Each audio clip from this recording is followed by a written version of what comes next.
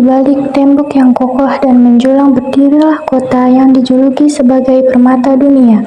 Namun pagi itu langitnya dipenuhi asap mesiu dan tuman Maryam mengguncang tanah dan puluhan ribu pasukan mengepung dari darat maupun laut. Tahun 1453, Kekaisaran Romawi Timur, sisa terakhir dari kejayaan Kekaisaran Romawi yang telah lama memudar, berada di ambang kehancuran di hadapan ibu kotanya yang legendaris. Konstantinopel berdiri pasukan Ottoman yang dipimpin oleh Sultan Mehmed I, seorang penguasa muda dengan ambisi besar. Tekadnya bulat menjadikan Konstantinopel sebagai ibu kota barunya. Namun, bagaimana mungkin kota yang selama berabad-abad diyakini tak tertembus dengan sistem pertahanan terkuat pada zamannya akhirnya bisa jatuh? Inilah kisah jatuhnya Konstantinopel, sebuah peristiwa yang menutup suatu era dan membuka babak baru dalam sejarah dunia. Kisah Konstantinopel tidak bisa dilepaskan dari perjalanan panjang Kekaisaran Romawi. Romawi sendiri adalah kekaisaran yang bermula dari sebuah kerajaan kecil di Italia, lalu tumbuh menjadi republik yang disegani sebelum akhirnya menjelma menjadi kekaisaran raksasa yang wilayahnya membentang dari Inggris, Eropa Barat, Afrika Barat, hingga Timur Tengah. Wilayah yang begitu luas ternyata membawa tantangan besar untuk menjaga stabilitas. Pada tahun 285 Masehi, Kaisar Diocletianus membagi kekaisaran menjadi dua wilayah secara administratif dengan Romawi Barat yang berpusat di Roma dan Romawi Timur yang berpusat di Konstantinopel. Setelah wafatnya Kaisar Theodosius I pada 395 Masehi, kedua wilayah itu benar-benar terpisah secara permanen. Romawi Timur diperintah oleh Arcadius, sementara Romawi Barat jatuh ke tangan saudaranya, Honorius. Sejak saat itulah kedua wilayah ini berjalan sendiri-sendiri. Namun seiring dengan berjalannya waktu, Romawi Barat terus melemah akibat suku-suku barbar, krisis ekonomi, dan perebutan kekuasaan, hingga akhirnya pada 476 Masehi, kota Roma jatuh ke tangan Odoacer, seorang pemimpin bangsa Jermanik yang menandai berakhirnya Kekaisaran Romawi Barat. Berbeda dengan saudaranya, Romawi Timur justru bertahan lebih lama berkat letak Konstantinopel yang strategis, pertahanan militernya yang kuat, dan kecakapan para kaisarnya. Kekaisaran ini mampu berdiri tegak selama lebih dari 1000 tahun setelah runtuhnya Romawi Barat. Awalnya kota ini bernama Bizantion, sebuah koloni Yunani kuno sebelum dirubah menjadi Nova Roma atau Roma baru oleh Kaisar Konstantin. Namun dunia lebih mengenalnya sebagai Konstantinopolis yang berarti kota Konstantin. Sejak saat itu, kota ini menjelma menjadi permata peradaban Eropa, kota metropolis yang ramai dengan perdagangan lintas benua dengan benteng yang nyaris tak tertembus. Memasuki abad ke-7, sebuah kekuatan baru muncul dari Jazirah Arab Kekhalifahan Islam. Dalam waktu singkat, pasukan Muslim menguasai sebagian besar wilayah timur. Titik baliknya terjadi pada Perang Yarmouk tahun 636 Masehi, ketika pasukan Muslim yang dipimpin Khalid bin Walid berhasil mengalahkan pasukan Romawi Timur secara telak. Saat itu, Romawi Timur kehilangan kendali atas Syam dan Mesir, wilayah yang setelah berabad-abad menjadi sumber kekayaan dan kekuatan strategis kekaisaran. Kelebihan ini bukan sekedar kehilangan teritorial, tetapi awal dari pudarnya dominasi Romawi Timur di kawasan Timur Tengah. Ekspansi Islam terus melanjut dengan cepat. Bahkan pada masa dinasti Umayyah, pasukan Muslim sempat membawa ancaman langsung ke Konstantinopel. Namun, tembok raksa Teledesius dan senjata rahasia api Yunani berhasil menggagalkan pengepungan itu, sekaligus menyelamatkan kota dari kejatuhan peristiwa-peristiwa tersebut. Menjadi bukti bahwa kejayaan Romawi Timur sudah semakin redup. Meski mereka masih sebagian kekuatan besar selama beberapa abad berikutnya, pada tahun kedua ancaman baru muncul dari timur. Bangsa Turki Saljuk yang baru memeluk Islam tampil sebagai kekuatan militer tangguh, menjadi lawan paling berbahaya bagi Romawi Timur tahun 1071 dalam pertempuran Manzikert.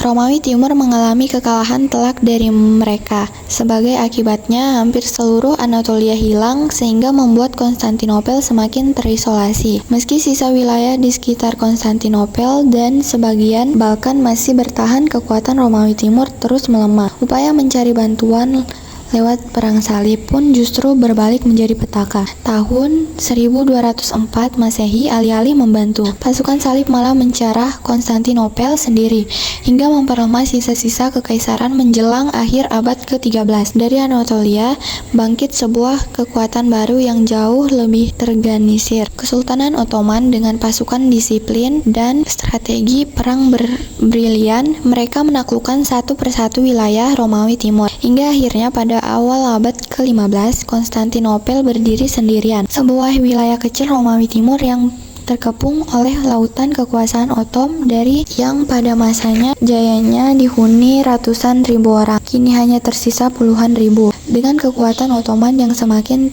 terkonsolidasi, pengepungan Konstantinopel menjadi tak terkendalikan. Pada tahun 1444, Sultan Murad I turun tahta dan menyerahkan mahkota kepada Mehmed I, putranya yang berusia 12 tahun. Namun usianya yang terlalu muda membuatnya kesulitan mengendalikan roda pemerintahan ketika Perang Salib Varna pecah ancaman besar dari koalisi Hungaria, dan kekuatan Balkan membuat Mehmed terpaksa memanggil kendali ayahnya untuk naik tahta. Sementara ia mundur ke Balkan lain 6 tahun kemudian, pada masa 1451 Sultan Murad wafat. Ini Mehmed kembali naik tahta di usia 19 tahun. Dengan keadaan lebih matang, ia segera mengonsolidasikan kekuasaan, menegakkan wibawa atas para jenderal, dan menyingkirkan lawan politik yang meremehkannya.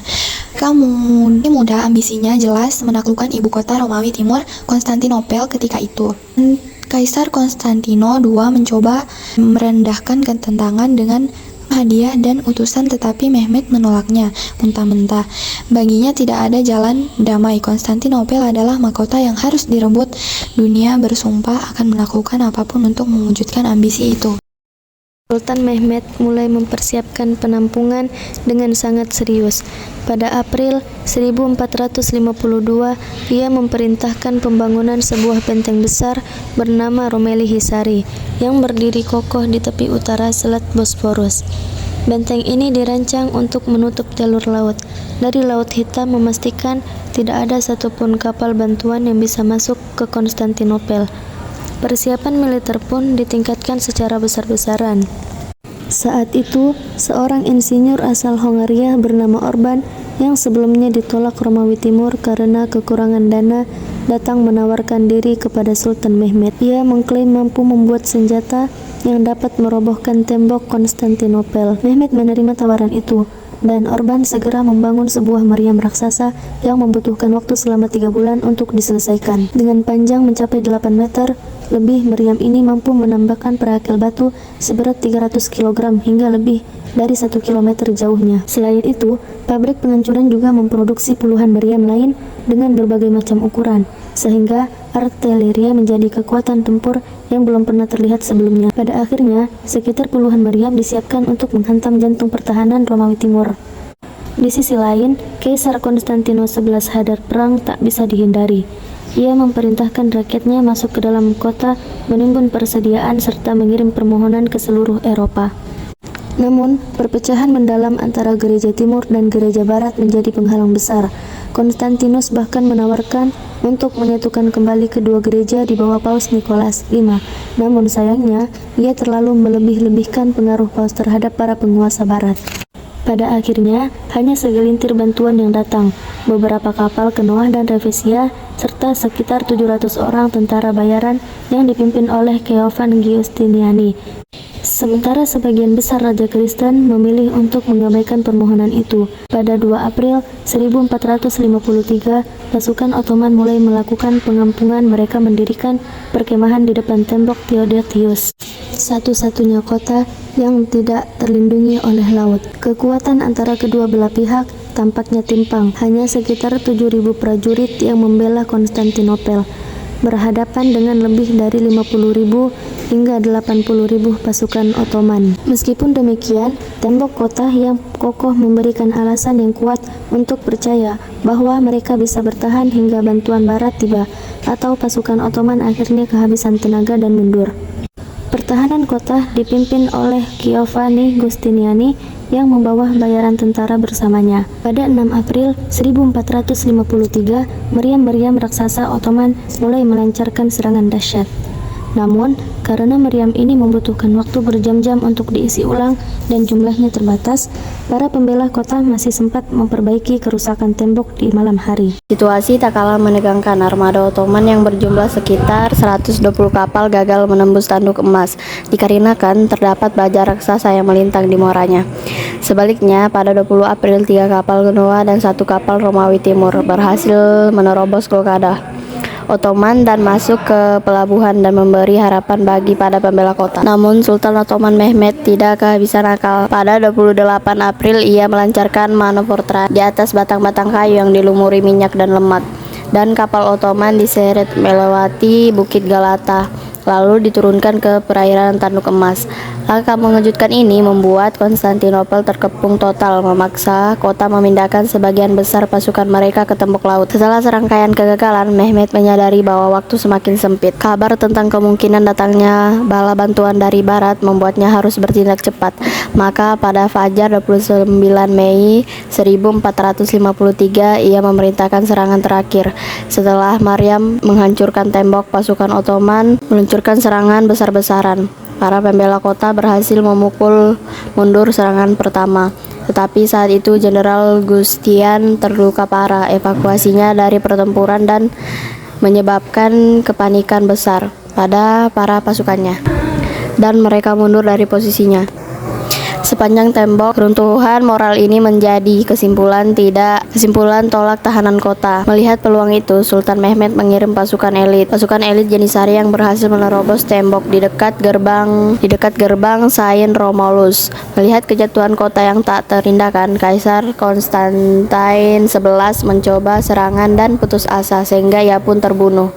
Dengan demikian, Kaisar Romawi gugur bersama kekaisarannya. Jatuhnya Konstantinopel gugur bersama memiliki konsekuensi yang sangat besar. Kekaisaran Romawi Timur, penerus kekaisaran Romawi yang berumur lebih dari 1000 tahun, lenyap selamanya. Peristiwa ini juga memicu perubahan geopolitik yang masuk jalur perdagangan darat dari Eropa ke Asia terganggu, menjadi salah satu faktor yang mendorong para penjelajah Eropa untuk mencari rute laut yang kemudian memulai era penjelajahan. Di sisi lain, kemenangan ini meneguhkan Kesultanan Ottoman sebagai salah satu negara adidaya terbesar pada masanya. Banyak sejarawan yang menganggap peristiwa ini sebagai penanda berakhirnya abad pertengahan dan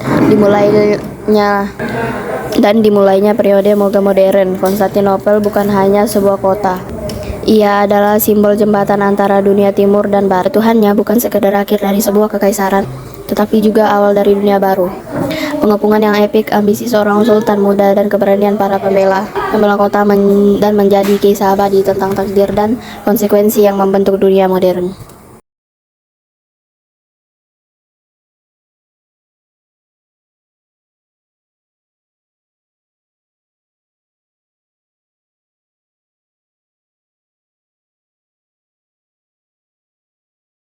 Gladius Romae sum, Belisario,